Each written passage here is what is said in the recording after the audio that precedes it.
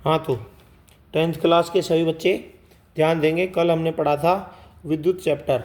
तो विद्युत चैप्टर में हमने सीखा था कि जो हमारे पास ये तार होता है, वायर होती है, इसका कुछ प्रतिरोध होता है।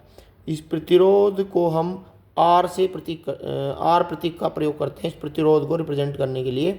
तो हम यहाँ पर देख पा रहे हैं कि ये जो तार है इसका कुछ प्रतिरोध है। प्रतिरोध को बच्चों इस तरह से दिखाते हैं, ये देखो इस तरह से हम प्रतिरोध को दिखाते हैं किसी भी सर्किट में। यहाँ पर हमने क्या किया है, इस तार की जगह पर हमने इसके प्रतिरोध को रिप्रेजेंट किया है। यहाँ पर प्रतिरोध क्या चीज़ है? प्रतिरोध है किसी भी तार द्वारा उसमें से प्रवाहित होने वाली विद्युत धारा का जो विरोध होता है उसको हम प्रतिरोध से रिप्रेजेंट करते हैं।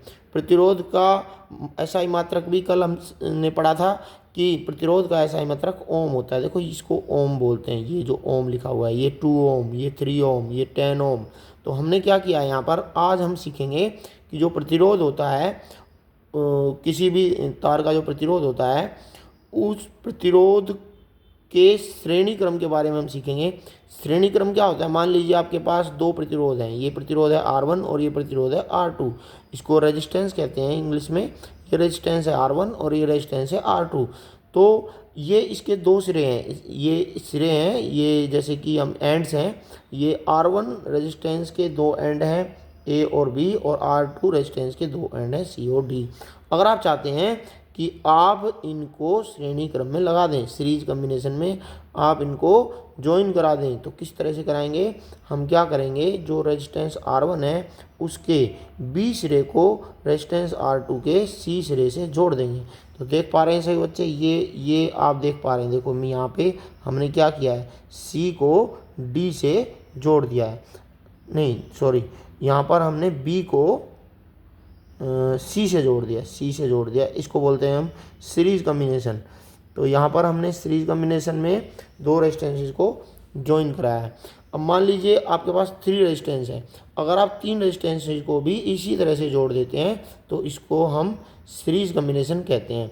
तो सीरीज कॉम्बिनेशन में सभी बच्चों को पता लग गया कि एक प्रतिरोध के एक सिरे को दूसरे प्रतिरोध के दूसरे सिरे से जोड़ देते हैं। तो इस तरह से श्रेणी क्रम में हम सीरीज कॉम्बिनेशन में इनको जोड़ सकते हैं। तो अब सीरीज कॉम्बिनेशन में अगर आप कुल प्रतिरोध निकालना चाहते हैं तो किस प्रकार ज्ञात करेंगे? हम क्या करेंगे, ये जो हमारे पास 3 प्रतिरोध हैं, 3 रेजिस्टेंसेज हैं, इनको सिंपली ऐड कर देंगे। जैसे कि ये वाला रेजिस्टेंस है 2 ओम, ये वाला रेजिस्टेंस है 3 ओम, ये वाला रेजिस्टेंस है 10 ओम। तो सिंपली इसको ऐड कर देना है।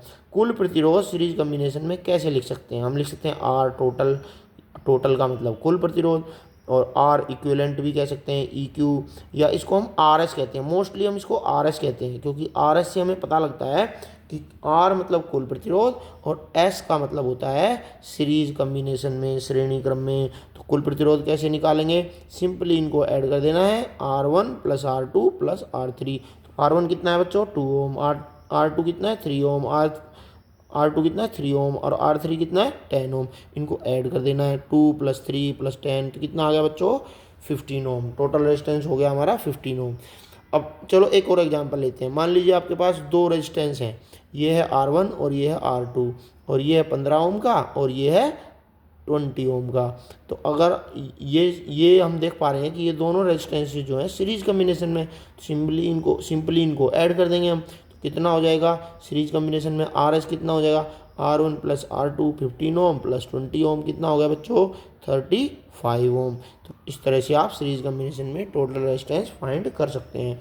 पार्श्वक्रम को इंग्लिश में कहते हैं पैरेलल कॉम्बिनेशन। अब हम सीखेंगे पार्श्वक्रम के बारे में, पैरेलल कॉम्बिनेशन के बारे में। तो इसमें क्या करेंगे, इसमें हम क्या करेंगे, मान लीजिए आपके पास दो रेजिस्टेंस हैं R1 और R2। R1 के दो एंड हैं A और B, R2 के भी दो एंड हैं C और D। हम चाहते हैं कि हम इनको पार्श्वक्रम में लगा दें। तो पार्श्वक्रम में किस प्रकार लगाएं? तो हमने क्या करना है, इसके एक सिरे को इसके एक सिरे से जोड़ना है, इसके दूसरे सिरे को इसके दूसरे सिरे से जोड़ना है। जैसे कि यहाँ पर दिखाया हुआ, देखो ये रेजिस्टेंस है R1, ये R1 है, 6 ओम का है मान लीजिए। तो इसके दो सिरे हैं A और B, और R2 के भी दो सिरे हैं C और D।